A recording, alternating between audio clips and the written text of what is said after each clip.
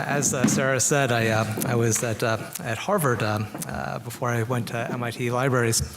And so I think it can often be intimidating to speak in these large groups, but I just have to say, in this context in particular, I think I have every single past supervisor and a mentor I've had over the last decade, many of whom are in the front row. So bear with me. If I look nervous, it's because I am.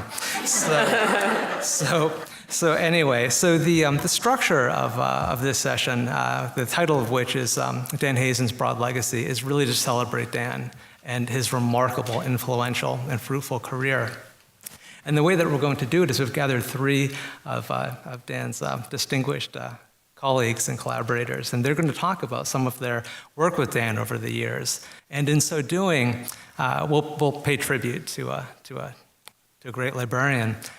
But I think that in the process, we'll also, because their work was so important and so capacious, in the process of talking about their work with Dan, I think that we collectively will build a shared understanding of how collections and the collections environment has evolved over the last 25, 30 years. And I think that will serve as a good foundation for the rest of our conversations over the next day and a half as we really start to strategize together what's the collections environment shape that we want to create collectively going forward. Now, before I introduce them, the speakers, and I'll introduce them before their individual remarks, I was thinking about what the purpose of this session was, and I was thinking that at heart it really is a chance for us all to get to know Dan Hazen a little better. And when I look around the room, I see Lynn Shirey, who's known Dan knew Dan for 30 years and spent over a decade building Latin American collections with Dan here at Harvard. Our distinguished panelists, worked with Dan very extensively in other contexts. But it occurs to me that many of you didn't know Dan personally, and you're getting to know him through his writing and his work. And I think that even if you didn't know Dan personally, and you're getting to know him through his written words, you've already learned something fundamental about Dan. He was a brilliant thinker. He loved to wrestle with big existential questions. And he loved to wrestle with these big existential questions in a community of practice that crossed institutional boundaries and national boundaries. And so I can think of no more fitting tribute to his legacy than this discussion. So our first speaker today will be Deborah Jakubs.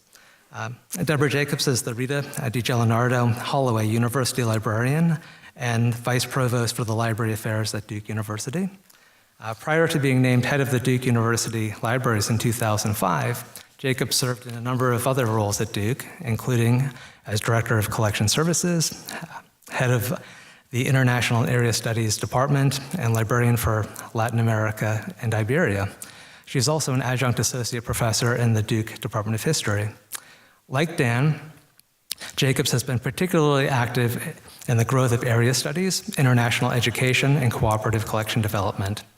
From 1996 to 2002, Jakubs was an ARL visiting program officer where she launched and directed the Global Resources Program, a joint multi-international effort of ARL and the Association of American Universities to expand access to international scholarly resources through cooperative structures and new technologies. With the Center for Research Libraries, she recently convened and chaired an invitational forum at Duke on the global dimensions of scholarship in research libraries, focusing on the problem of decreasing acquisitions of foreign language materials in United States research libraries and the potential impact on scholarship. We read the report of that effort for this symposium. Jakubs has served on the board of directors of the Association of Research Libraries and is a past president of ARL. With that, I welcome Deborah Jakubs. What Greg doesn't know is that my first job as a librarian was to sort correspondence and things for Sarah Thomas at the Research Libraries Group.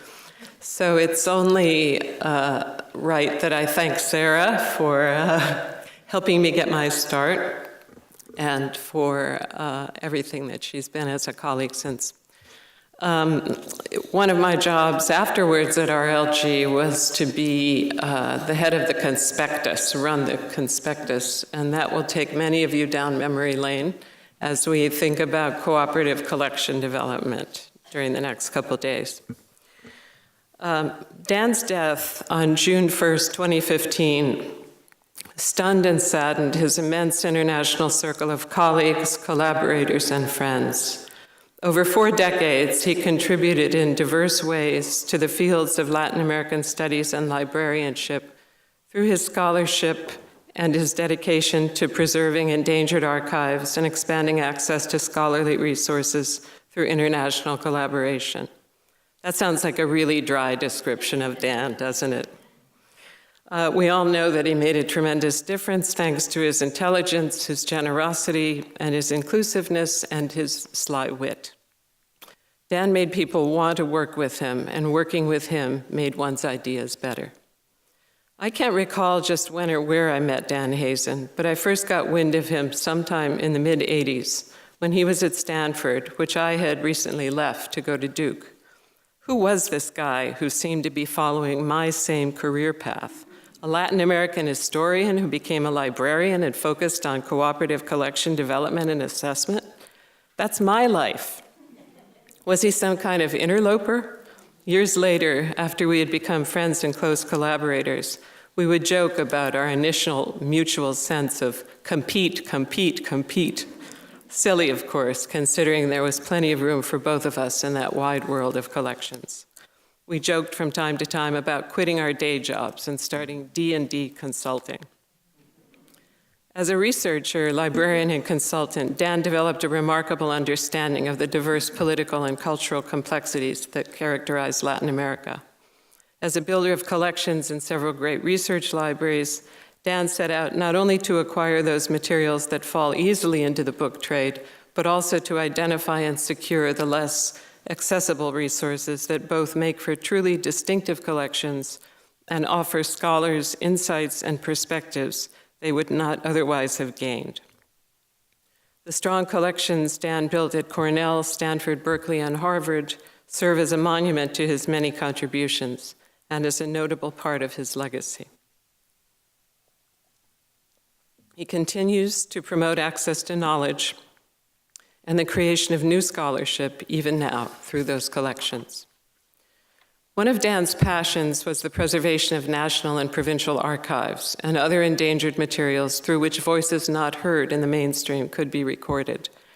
He was the founder and director of the Program for Latin American Libraries and Archives, fondly known as PLALA, funded by the Andrew W. Mellon Foundation and hosted by the David Rockefeller Center for Latin American Studies at Harvard. Over its 20 years of existence, PLALA distributed more than $3.5 million through 270 plus grants, most very modest, and many to support repositories in remote locations or neglected collections housed in larger institutions. Dan's work through PLALA saved countless primary resources, irreplaceable historical and cultural patrimony, and demonstrated that even a small grant can make a very big difference to a local specialized or provincial archive.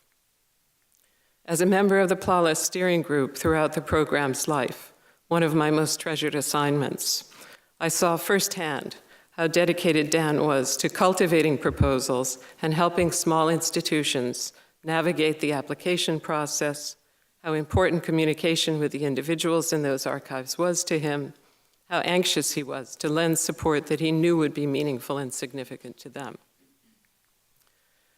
Dan was a leader within professional organizations, as we know, especially the Seminar and the Acquisition of Latin American Library Materials, SALAM, a warm community of librarians, booksellers, and scholars dedicated to collecting, preserving, and providing access to Latin American and Caribbean resources. He was a member of the original Committee on National Level Cooperation, prepared the Latin American Conspectus, served on SALAM's executive board, and as president in 1984-85. Through SALAM, Dan mentored many librarians and forged positive and lasting relationships with book vendors from Latin America and Iberia. The Dan C. Hazen SALAM Fellowship, created in his memory, supports original scholarly research or professional development for a member of the organization. From 2002 until 2004, he directed the Global Resources Program we heard in about the GRP from Greg at the Association of Research Libraries as a visiting program officer. And he was a founding and long-term member of the advisory committee of the Latin American Research Resources Project, LARP, a collaborative program that began within the GRP and is now based at the Center for Research Libraries. Although he officially joined the advisory board of the Handbook of Latin American Studies only in 2005, Dan was an informal advisor for many years. Way back in 1991, he published an article in the Inter-American Review of Bibliography in which he, always innovative, recommended that HLAS look beyond print to review electronic resources. Such a section did appear in 1995, in fact, and was a regular feature until 2005, when the decision was made to list electronic resources with the disciplinary sections to which they belonged. Dan spoke at the 60th anniversary celebration for the Handbook of Latin American Studies, and over the years offered what Hispanic Division Chief Georgette Dorn calls his, quote, unfailingly sage advice. One of our last big projects was conceiving and co-organizing the Global Forum, which Greg had mentioned, officially, quote, the Global Dimensions of Scholarship and Research Libraries, a Forum on the Future, a conference held at Duke University in 2012. Dan's deep commitment to expanding access to global scholarly resources went hand in hand with his lifelong dedication to the cause of cooperative collection development and his belief in creating enduring collaborative structures to ensure access for researchers to the rapidly expanding production of scholarly resources in various formats worldwide.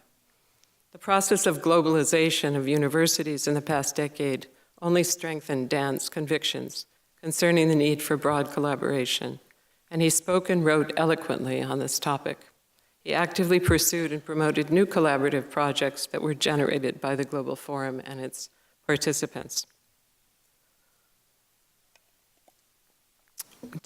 Dan Hazen was a researcher, a scholar, and a teacher. He was a librarian and an archivist. He was a big picture thinker. He mentored students and young librarians in the United States and Latin America, encouraging them through his words and actions to address in their own careers the challenges of international collection development and preservation. Dan was highly and widely expected for the depth of his intellect and his grasp of so many fields. He always seemed to have more than one writing project underway. As collaborating co-author, he was a generous and honest critic whose comments without fail strengthened a paper, a presentation, or a publication. There could be no better writing partner. Dan was always honest but gentle with his suggestions, although his really tiny handwriting was impossible to read. As a colleague, none could compare. He was generous, insightful, wise, witty, and above all, brilliant. As we move into this symposium created in his memory, we must remember a basic philosophical thread that ran through Dan's thinking. Research libraries have a responsibility to collect widely and deeply from countries beyond the US. Circulation statistics be damned. It is incumbent on us to build collections for posterity, not only for today's scholars and students, but for individuals from all over the world who will discover their richness. For the researchers who, years from now, no predicting when, will thank those bibliographers who had the foresight to scour bookstores and flea markets abroad and bring hard-to-find books and ephemera home in a suitcase from a trip to Latin America or Africa or Asia or elsewhere, and to place them in a library. For the researcher who will come across a book on a library shelf and thank the person who had the foresight to recognize something apparently obscure as having value for scholars. It is natural and wise to turn our attention increasingly to the challenges of digital collections, but at the same time, keeping in mind that many countries are not advancing on that path as fast as our own. At a time when the world is in crisis and universities are expanding their presence abroad, living up to this responsibility as libraries is even more urgent. We cannot be short-sighted or blinded by assessment or statistics on use. Dan would be very disappointed. In an email in November 2015, when Dan's treatments were getting underway, he wrote this to me. I can get very sad about all the people and places and music and activities and things that I love and for which I anticipated lots more time and opportunity going forward, even as I'm also just incredibly grateful for the richness and variety and joy that I've had. At least for now, death doesn't particularly terrify me. It's a condition of life we don't get to choose, and I'm not much hung up on my legacy. Typical Dan, typically modest. Still, he would be pleased to see that we're honoring and building on that legacy, making sure it endures. Just think of all the things that Dan Hazen set in motion. Thank you.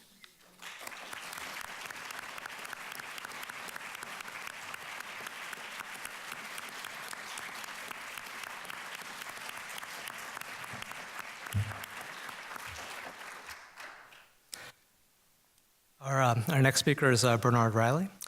Bernie Reilly is president of the Center for Research Libraries, an international consortium of university, college, and independent research libraries based in Chicago. CRL is the largest and most enduring collection development cooperative with collections over 5 million volumes and growing digital resources covering all world regions. At CRL, Reilly has led several major studies and projects focused on the preservation of born digital evidence and documentation. These initiatives, which have been supported by funding agencies such as the Mellon Foundation, the National Science Foundation, and the John D. and Catherine T. MacArthur Foundation, include the Political Communications Web Archiving Investigation, case studies of long-lived digital collections, and electronic evidence and human rights. Prior to his work at CRL, Reilly served as the Director of Research and Access at the Chicago History Museum, where he led the Library and Archives departments. Before his work at the Chicago History Museum, Reilly served as head of the curatorial section of prints and photographs division at the Library of Congress, providing curatorial and policy support for the early development of the National Digital Library. So welcome, Bernie. Hey, thanks, Greg. Like many of my colleagues at the Center for Research Libraries, I had the privilege of working with Dan. He served on the CRL's Board of Directors from 2012 until shortly before his death in 2015. CRL is a cooperative, national level cooperative collection development endeavor of about 215 libraries. Dan's affiliation with CRL, though, dates from before my time.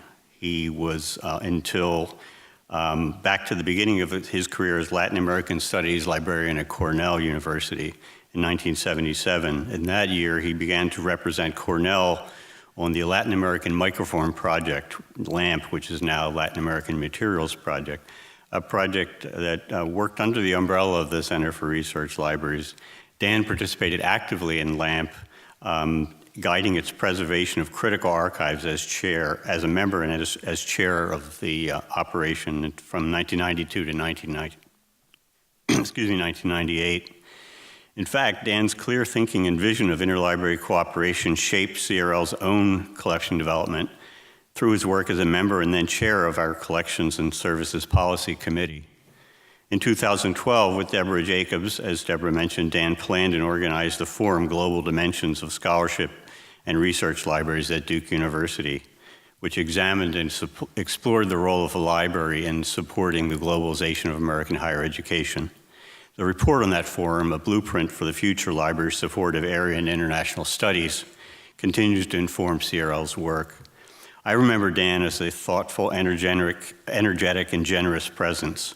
What I know best is his work in the domain of library collecting and preservation outside the core, that is, for his commitment not to building collections of scholarly books and scientific journals, but to protecting the primary evidence of world events and cultural achievement outside the arena of academia in developing regions.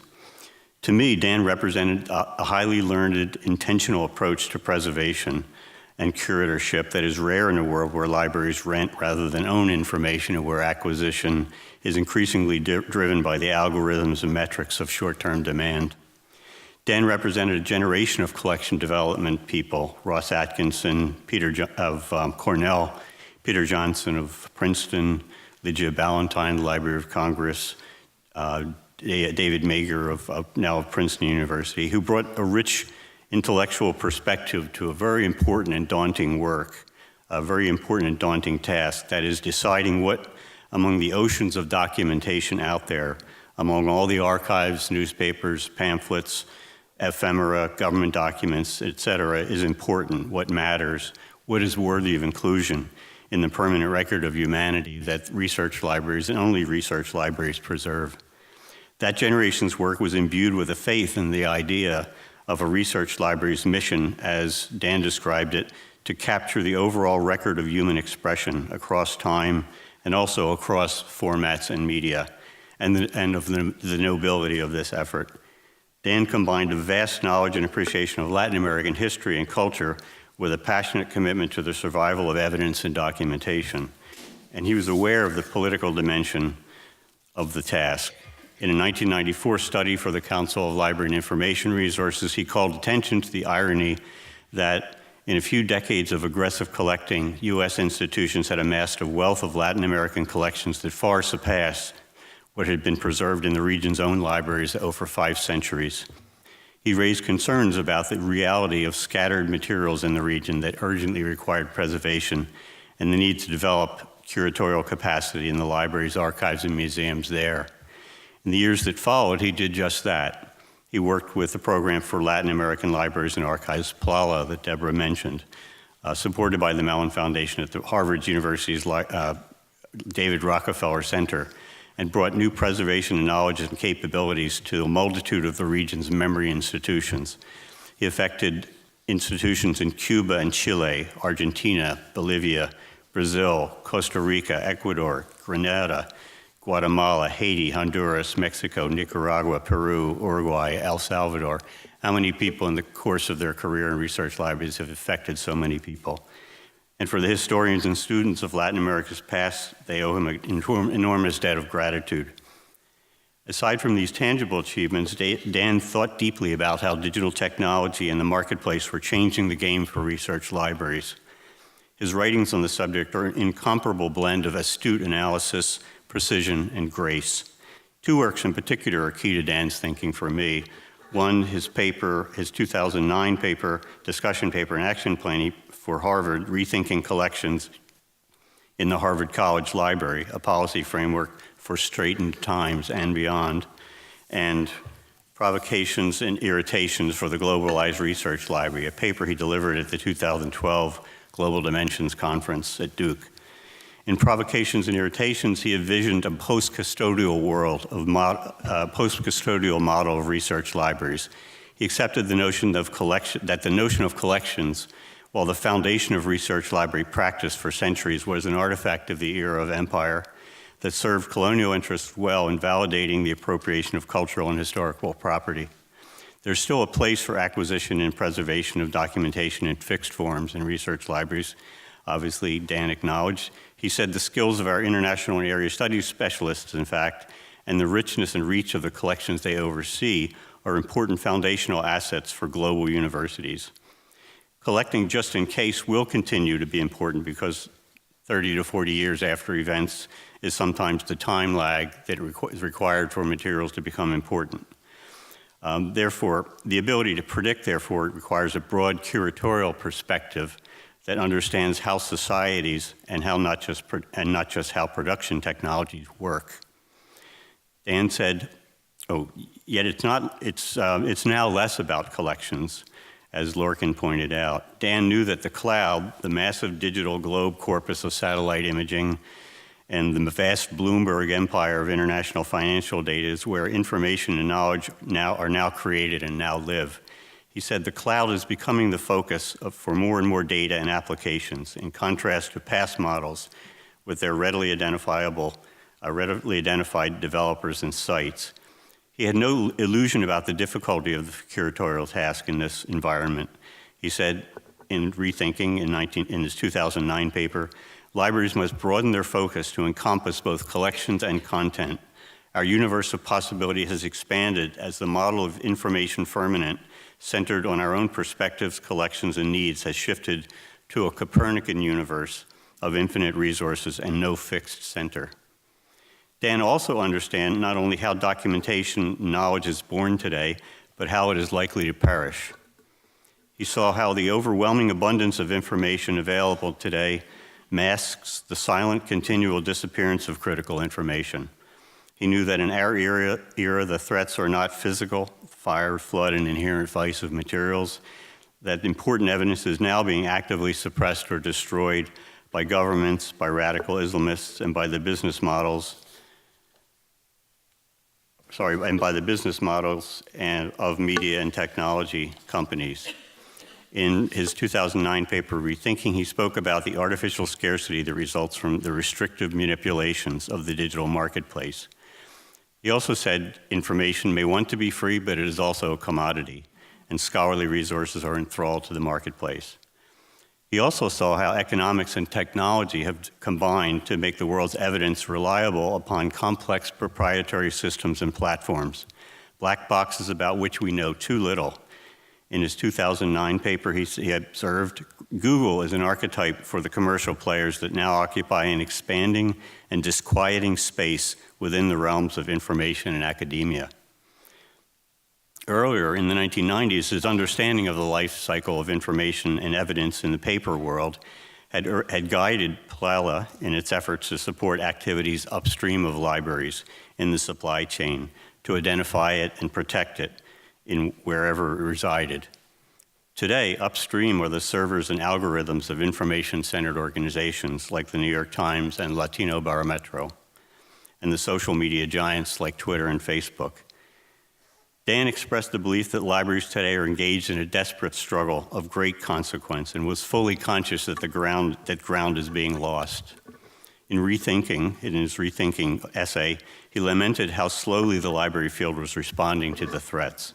He said, research libraries remain insistently reactive to changes in the production, packaging, and dissemination of information. How can we stay on top of developments and players in today's international information environment?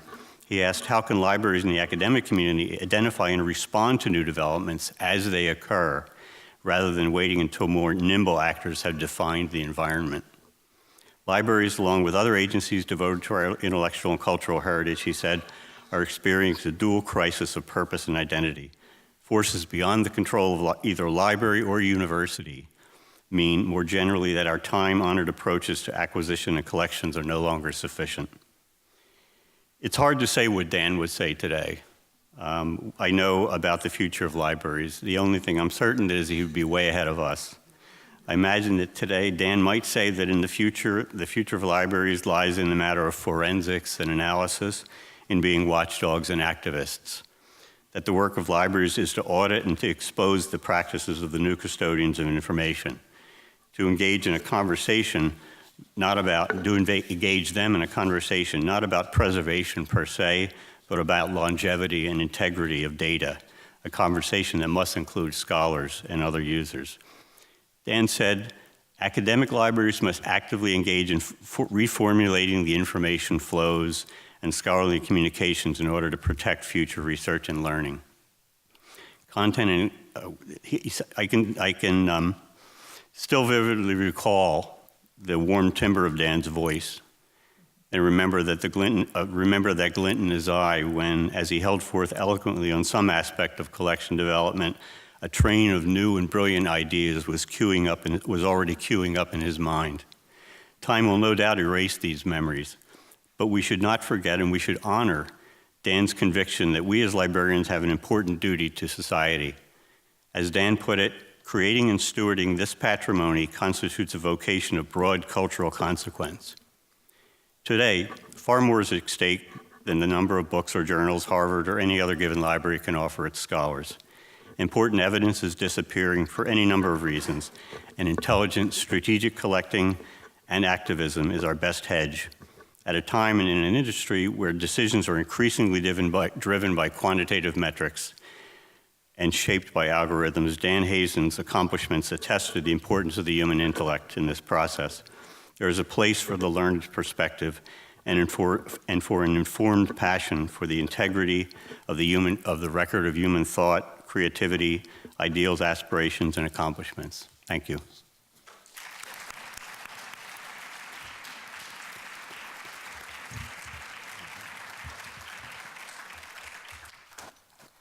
All Our third speaker today is Ann Kenney. Ann Kenney is the university librarian at Cornell University Library. Before beginning her current appointment in 2007, Kenney served in other positions at Cornell, including Associate University Librarian for Instruction, Research, and Information Services, and as the Associate Director for the Department of Preservation and Conservation. During her time at Cornell, Kenney has helped spearhead a period of change and growth that has made Cornell Library a pioneer in digitization, network access, and preservation. Kenney is known internationally for her work in developing standards for digitization of library materials. Kenney is active in the archival and preservation communities. She is a fellow and past president of the Society of American Archivists. She currently serves on the Social Science Research Council's Committee on Libraries and Archives of Cuba. And she is a member of the advisory committee of the Digital Preservation Service Portico. She was a member on the Clinton-Gore transition team. All right. Has testified before the Senate Subcommittee on Government Affairs, and she has consulted and given talks on all continents save Antarctica.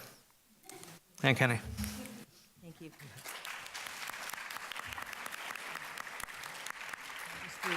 All right. Okay, technology. For over a decade, I had the pleasure of traveling with Dan at least once a year to Cuba, often in February, which was pretty good. You know, we would meet in the Miami International Airport and take a charter flight to Havana. You could spot Dan in that crowded airport by just focusing on his ultra bright white golf shirt. I don't quite do justice to his wardrobe, but I wore this in his honor today. And as Sarah said, the theme of this conference is what would Dan do? I think that's good because if it were what would Dan wear, we wouldn't have much of a conference. It was a foregone conclusion what he would be wearing, and we had long extended conversations about how many good white shirts he had, and then when they would be retired to be the older white shirts, and when the new ones would come in. So I will miss that very much. So anyway, Dan and Stan Katz and I were the Americans on a 14-member International Standing Committee on Libraries and Archives of Cuba, which was co-sponsored by the Social Science Research Council and the Cuban Academy of Sciences. It was founded the year after an international successful conference was held in Havana, which we all attended, to raise awareness about the importance of Cuban scholarship and the role that libraries and archives cooperation plays in preserving and making that scholarship available. We were fortunate to be funded by the Ford Foundation from 2001 to 2009. We had a re-grant program and offered grants to libraries and archives and museums in Cuba over that period, representing about $400,000 in funds. The co-chairs of it, you can see up there, were Stan Katz from Princeton and Luisa Campuzano from the University of Havana. Here is the committee standing in front of Che's statue. And Greg, I thought you'd like the fact that our local host, Sergio Pastrana from the Academy of Sciences, has the MIT shirt on. So the projects were very constrained by the embargo, which yesterday celebrated its 55th anniversary. It became particularly difficult during the Bush years as greater restrictions on access were met with equally strong restrictions on the part of the Cubans. In the early years, the plane would be full of scholars going there, and in the latter couple of years, it would be full of Cuban Americans replete with their chickens and everything else they were taking home, and religious missionaries. So it was kind of an interesting time to be going to Cuba.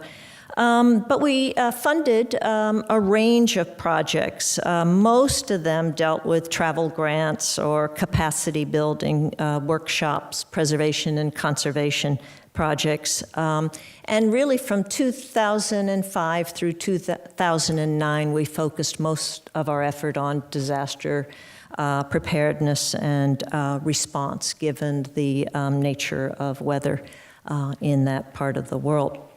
Along the way, though, we did work on trying to increase bibliographic cataloging, particularly focusing on 18th and 19th century holdings across institutional borders. Two big projects, one tangentially that our group was involved with was the Hemingway Project, which focused on preservation and digitization of the remaining Hemingway papers at his home in Finca Vigia, right outside of Havana, which was his home from 1939 to 1960.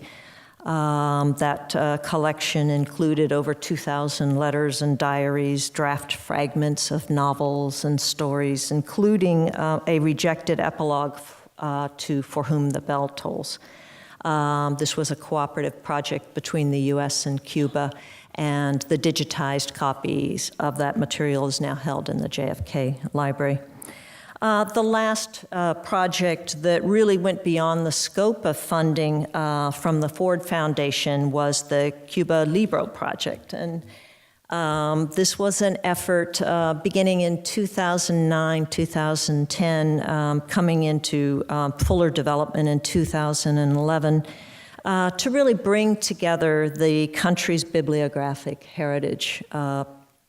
The Cuban is a rich history. The country's publishing environment was active, including the highly influential provincial press.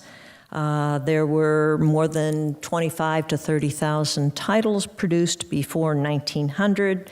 The holdings themselves were widely dispersed, inadequately described, and often at risk given the aggressive tropical climate and in conjunction with limited resources for climate control or conservation or preservation.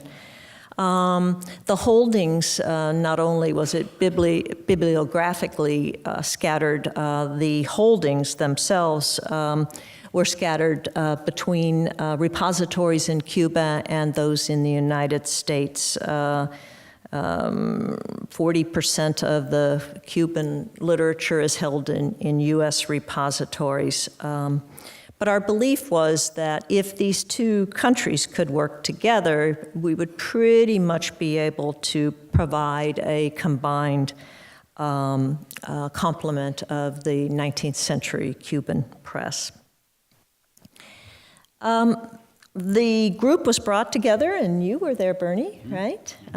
In February. We'd had an initial meeting in January, cold January, in New York at the SSRC offices, and then agreed to go to Havana to meet with colleagues there from the National Library, the National Archives, and the Institute for Literature and Linguistics to hammer out a project to really get our hands around this. We decided early on to focus on the 19th century and particularly books published in Cuba. This brought it out of copyright. It was politically less sensitive. And it was also something that was relatively easy, and we could resolve logistics and workflow based on that material before moving on to other things.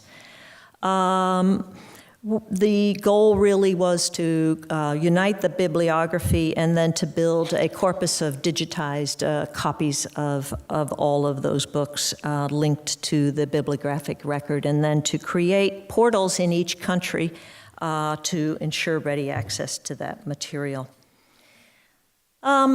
So work to date. There was a major grant that Dan and I worked on, which unfortunately was not funded, but other funds were forthcoming. And so between 2011 and 2015, the focus really was on bibliography and the development of a union catalog. We worked mainly with UC Riverside to add Cuban materials to their collective catalog of Latin American imprints, rounding up the material from OCLC and the dozen or so libraries with significant holdings of Cuban materials.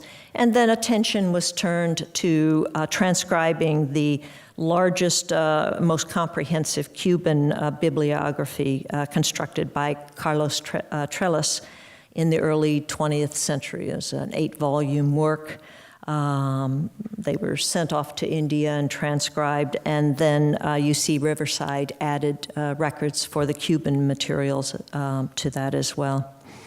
On the Cuban side, the National Library began to digitize its cataloging records representing the pre-1900 Cuban holdings, and then looking to see where the physical items were located, and they identified 58% of them in Cuba alone.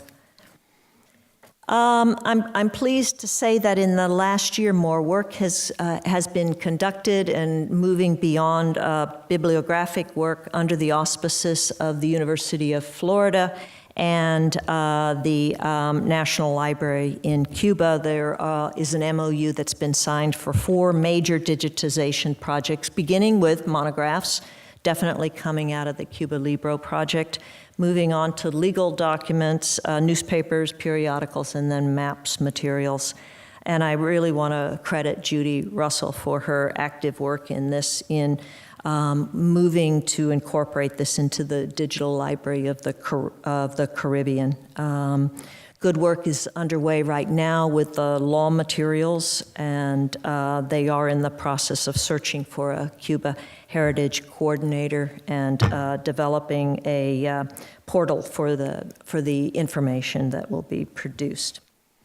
So, Dan's Cuba Legacy. I think there are 6 things that come to mind for me, and just think about this. This was a very tense time with not only between the United States and Cuba, but really when we first started working there, it was an extremely tense time between the various repositories.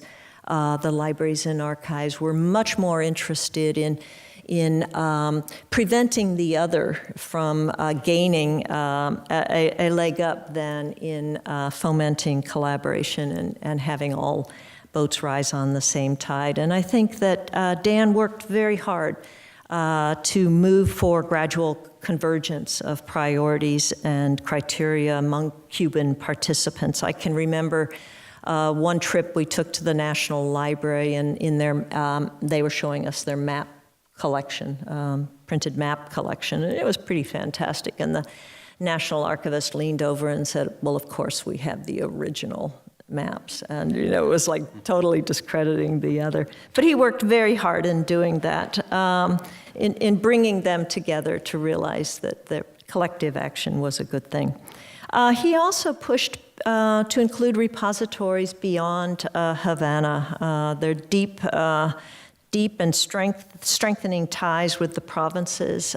He was very successful. We started providing grants outside of Havana. He was not successful in moving forward beyond state-owned repositories. He articulated a strong argument for including religious repositories as well, but that didn't succeed. I think his biggest role was to serve as the interlocutor for the Standing Committee, between the Standing Committee and the Cuban institutions. So he could talk the talk of the experts, but he could also talk the talk of those who were supplicants, and he often just really did the go-between in that work. His role in leading the Cuba Libre 19 project was amazing. He worked to secure funding. And I think probably his most important legacy was to recognize that in terms of collection building, multifaceted, multi-institutional efforts that go beyond national borders are critical to success.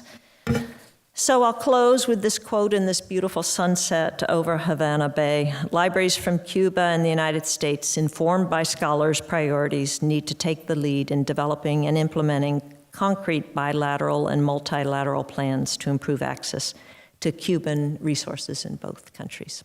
Thank you.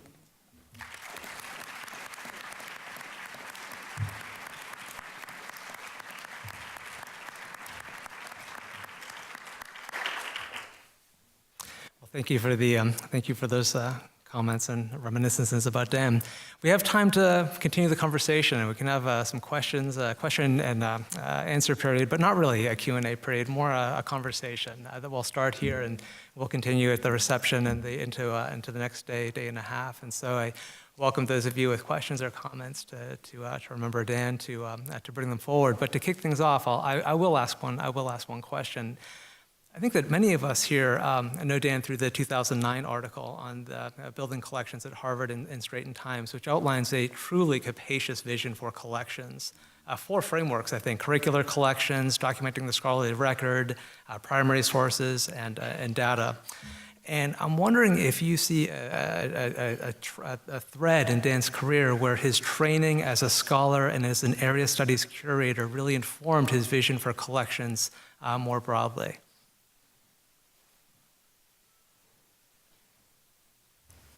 Bernie? Well, you didn't hear my talk? I think it was essential to his knowledge of the field, or of the field of Latin American studies, strongly influenced or informed his work in collection development. I'm always surprised that the Rethinking Collections document was 2009. Mm-hmm. That was, 7 years ago. Mm-hmm. So, and it's about as fresh today as it was, more than fresh then. But, and I think that's a very good record of Dan's thought, and a very good indication of the learning and the knowledge and the understanding that Dan brought to his work. So I think that area studies librarians are pioneers in cooperative collection development. Of course, I'm biased, but I do think that over the years we've learned to live with scarcity and to collaborate in ways that more generalists within our libraries maybe haven't quite learned. We also work with a lot of faculty who are very grateful for the efforts of librarians to find the materials they need, and even when they're located somewhere else, they're willing to either go there or wait for them to come. And so I think that Dan's experience with Latin American studies and area studies gave him that early sense of how successful collaborative structures could work. And he always believed that those could somehow be extended more broadly into the wider world of collections. I think his area studies work really brought home to him the fact that no one institution could have it all. And so by its very nature, it had to be collaborative. But I also think his work, particularly in Latin America, and I saw it in spades in Cuba, was that he really emphasized that collection to development today has as much to do with understanding and appreciating cultural differences and celebrating them and recognizing them as it does with policy development or purchasing power or technology. And so he modeled that kind of behavior so well. I wonder if that's the kind of work Dan did is peculiar to area studies, as Deborah said. I think that's true. We at CRL work with a lot of the area studies groups to develop collections cooperatively, and we really just stand back and let them work and provide kind of a supportive mechanism for them. They really are, many of them are forces of nature, people in that field. And so you want to stay out of their way and play a supportive role. I think, Bernie, you've raised a really important question, which is that, or a really important issue, which is that it takes really strong initiative, often from individuals or a small group of individuals, to get something off the ground. Mm-hmm. And Dan was both one of those individuals, and he could mobilize those individuals.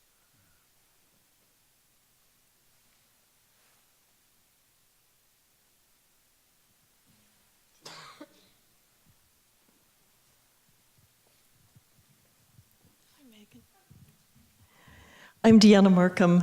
I'm pretty sure we know what Dan would do, because he wrote a lot and he talked a lot, and we're also fortunate that he did that and gave us so much to think about. A more important question for me is, what are we doing to support and nurture the next generation of Dans? And one of the things I'm really struck by in Lorcan's conversation, we have a menu of national and international initiatives that we want to be part of, and we see the need to do that. But we often do that at the expense of developing these deep areas of expertise in our own staffs. So I'd love to have some of your thoughts about what do we do to, I see bibliographers going away, and we need to reconceptualize that role, to be sure, but how are we reconceptualizing it, and what do we need to do as a community of those who need to carry on? Well, I think Dan would really be on board with collective curators.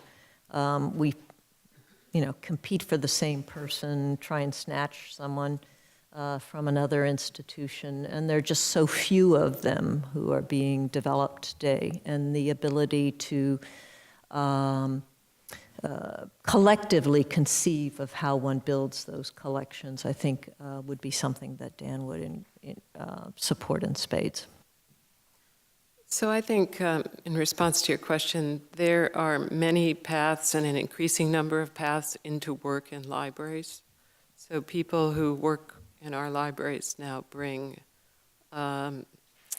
backgrounds in data or in area studies, or they're postdocs, or they are experts in some area of technology or visualization or something. So I think it's important for us to recognize that and bring as much diversity of background into our libraries to be able to meet the challenges that Lorcan has mentioned. And that's kind of the way area studies librarians have more recently been cultivated, is by diverting people from an academic, traditional academic degree. There's no really good term for this alternative. Doesn't really work, but to enable them to explore a different use of their knowledge within a library setting. So I think we can expand that to a lot of other people. Not that we have to have a staff made up of entirely PhDs, but people with very different backgrounds who are attracted to library work precisely because it's so varied.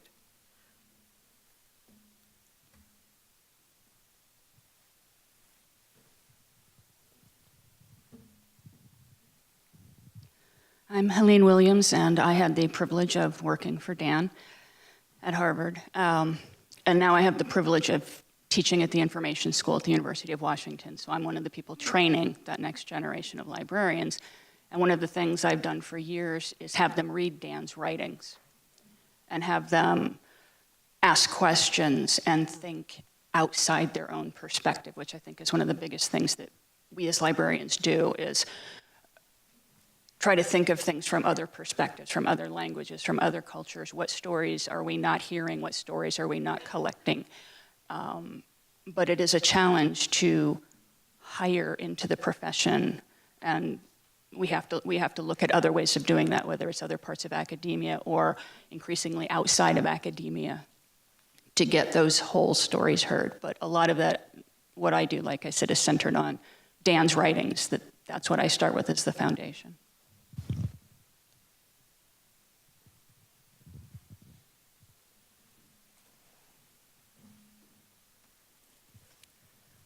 Well, I'm just going to jump in there and share an anecdote. I just, if now's not the time to do it, there could not be a better time. You know, when I was at the earlier stage of my career, I was on my first task force at Yale University, and we were exploring what's the future of bibliographers? Are they selectors? Are they liaisons? Should they be doing collection development? Should they be doing public services? These existential questions. And so I was on this task force, and I was doing a literature review, and I came across an article by someone I hadn't heard of before, and it was Dan Hazen. It was Twilight of the Gods, bibliographers in the age, in the digital age. And I read that, and there's my career before reading that article, and there's my career after reading that article. Because what I realized is that libraries and bibliographers they face existential questions, and we're defining what their roles are, and we do want to change and move forward.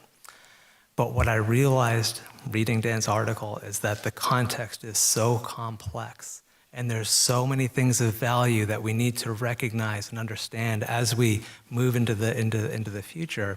And I always learn that. I always keep that in mind from Dan's, from reading that one article. And funny anecdote, when I came to work with Dan here at Harvard, we're having a one-on-one. And I said, Dan, I just have to stop right now and just say, it's really awkward for me to be having this one-on-one with you, because to me, you are Dan Hazen, the bibliographer. And he just laughed, because he always laughed. He's always joyful and smiling. He laughed, and I said, no, Dan, this is a management challenge for you. You're gonna have to deal with this. I don't know how to talk with you. So anyway, I think that's the impact of writing, and you know. So anyway, other questions, comments? Well, I have one. You know, on the symposium website, there are a number of goals and a number of questions that we are collectively pursuing over this day and a half, and one of them concerns primary sources in particular. As we build the collective collection, how do primary sources fit into our collection development activities and our resource allocation? It seems like this topic is especially relevant for those of us on this panel. Bernie? I love the question of primary sources because they're an entirely different ballgame. I think a lot of times when libraries talk about collections as collections, and there's as if there's some homogeneity to them, but to me there's an enormous world of difference between primary source documentation and materials that are produced within the academy, like scholarly journals and scientific journals and monographs, that kind of thing. The providers of primary source material, or the people that produce primary source materials, are necessarily outside the academy because they're part of everyday life that they're documenting. The economy of those things, the market of those things has changed enormously, arguably even more so than the economies of scholarly communications. The migration of information and knowledge to the cloud, and not just to the publisher servers, but to the large analytical firms and the platform providers is likely to have an enormous impact on scholarship itself, and presents a very unique set of challenges for libraries. These are providers for which the academic community, the university world, is not the biggest market. So by definition, we have much less leverage with those providers. They tend to be less transparent even than an organization like Elsevier or Springer or Reilly or the electronic publishers in the scholarly world, because we have our faculty has no hand in producing what they produce. We don't get to see inside their systems. We don't have the standing in the market to do that. So that's why Dan to me was such an important thinker about primary source materials, because I think Dan saw saw the direction that the world was going in this area, and he recognized it was a very different thing, just as the archives of small provincial archives, museums, and libraries in Latin America were very different than the Oxford University Press and the scholarly publishers that were producing materials in the North.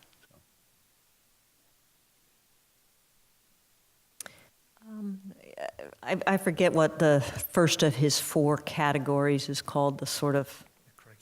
The curricular.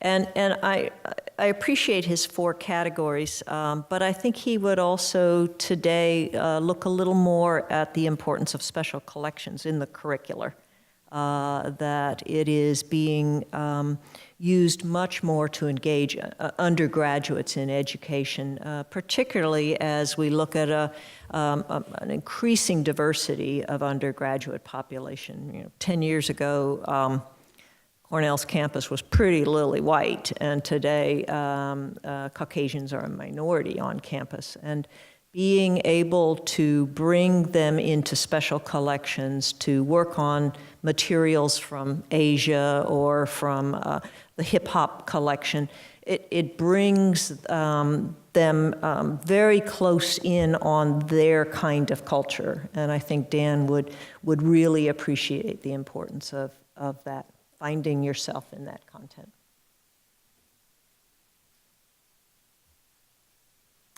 One of the other topics for the symposium was the topic of diversity, inclusion, and social justice, and how these values can be operationalized or realized or pursued through our collecting activities. Do you have any comments on that topic? I think it's Chris's turn. Come on up. It's a teaser for tomorrow. A teaser for tomorrow?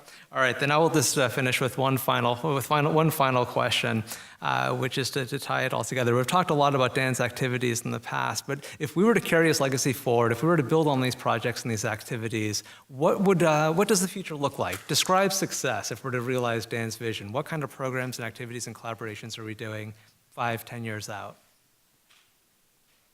I think that's a question for the audience. This is something we should all be talking about in the next couple of days. We should have David Mager answer that question. Yeah, David, good. You know, I was interested in the radical scatter comment and the radical collaboration comment. And I think what Dan would be thinking now in that is, we develop these conceptually strong constructs, but how do they really work? And that he would be focusing much more on redefining what success looks like based on the realities of what works and what doesn't. And so maybe radical scatter is just fine, and that you build upon it and move from that to other things. And so I think he'd be he'd be conceptually strong. I think he'd be highly pragmatic about how to move forward in things. Hi, I'm Melissa Guy from the Benson Collection at UT Austin. So I'm one of the, I guess, according to Dan, the younger generation of folks that he has mentored. I'm the current chair of LARP at CRL. And I can say that one of the things, I guess shortly before his passing, that he was concerned about and sometimes would obsess over is, at least in area studies, being able to demonstrate to non-area specialists and to library and university administrators the value of the collaborative work that area studies specialists have done. LARP has a distributed resources project where each participant chooses either a theme or a region and focuses on that based on the strengths of their collections. It's, again, the kind of work that Deborah had described. And we think it works because our users seem to get what they need. But he really, really wanted us to be able to show it, either visually or with data, some sort of way to make the people who are funding this kind of collaborative effort to show its success. And quite frankly, I'm not sure we've been able to do it. So I guess it's a challenge for myself. I see other area specialists in the room. It's a challenge for all of us. And so I think he would throw that on the table. Yeah, I think you're right that the Distributed Resources Project actually collectively reallocated the size of a pretty healthy Latin American collection budget. So by deepening individual collections in areas of strength and putting less into areas that used to be collected, it created a larger collective good or commons. But it succeeded in part because it capitalized on institutional self-interest. So if you say deepen something you already want to do, it's a lot easier than saying do something different and new that would benefit this larger group. And I can talk for hours about the history of the conspectus and how a lot of the very promising ideas there just couldn't bear fruit because of questions of lack of trust or failure to be bold enough in terms of moving into new areas of collecting or giving things up. So this whole question of giving things up, focusing on something you already want to do, I think is kind of one of those gnarly things that Dan would also have talked about. Well, I want to thank our panelists for sharing their